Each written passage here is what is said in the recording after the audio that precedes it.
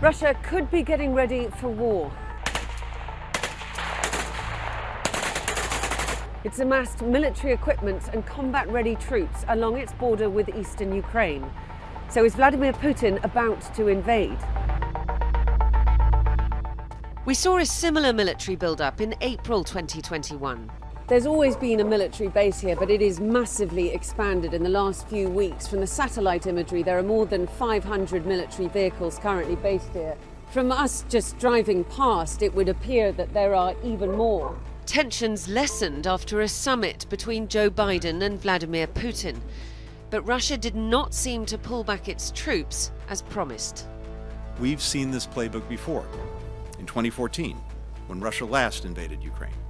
Russia seized the peninsula of Crimea from Ukraine in 2014, the first land grab in Europe since the Second World War, and fueled an ugly war in the Donbass region of eastern Ukraine between Russian-backed separatists and Ukrainian forces, a war which still ticks on, with 14,000 lives already lost.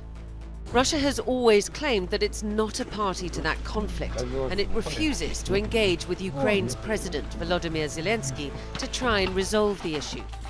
That's because for Vladimir Putin, the problem is not so much President Zelensky, but the Western powers which support him politically and militarily. При этом нужно учитывать, что западные партнеры обостряют ситуацию поставками Киеву летального современного вооружения, проведением провокационных военных маневров в Черном море, да и не только в Черном, и в других регионах, близких к нашим границам. The Kremlin is not just worried about the possibility of Ukraine being admitted to NATO, but also that NATO is already so involved in bolstering Ukraine. The US has provided Ukraine with more than $2.5 billion worth of military aid since 2014, including lethal weapons like Javelin anti-tank missiles. Britain has just signed a deal that will help Ukraine buy British warships and missiles. And Ukraine continues to partner with the US and other NATO countries in conducting training and military drills on its territory and in the Black Sea.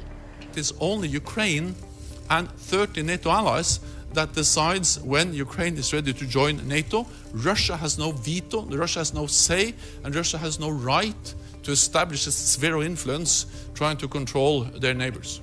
Vladimir Putin disagrees. In 2021, he wrote that Ukraine and Russia were one people, a single whole. But the Ukraine now is under the control of external forces who are intent on turning Ukraine into a barrier between Europe and Russia, a springboard against Russia. That's why he wants security guarantees from the US to stop NATO's eastward enlargement or the placing of missile defense systems near Russia's borders.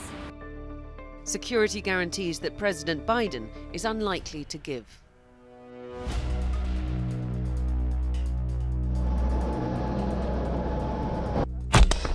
By US estimates, Russia will be ready for a full-scale offensive by early 2022. And Russia's Foreign Minister Sergei Lavrov has given a pretty stark warning to the West. But war is certainly not inevitable. And if Russia did invade, it's hard to see what Vladimir Putin would hope to achieve. Full-scale invasion would be incredibly bloody, and keeping hold of territory where the people are largely hostile to Russia would be extremely difficult.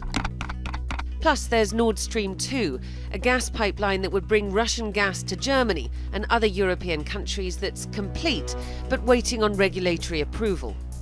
It's hard to see Europe giving that the go-ahead if Putin invades Ukraine. Plus, there's the threat of further and much tougher economic sanctions, though they have never stopped Russia before.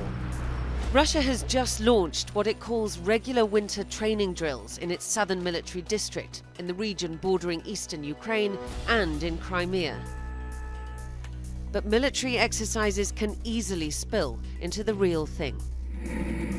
And whatever Putin's planning, even if he's not yet sure of the endgame himself, his troops are well prepared.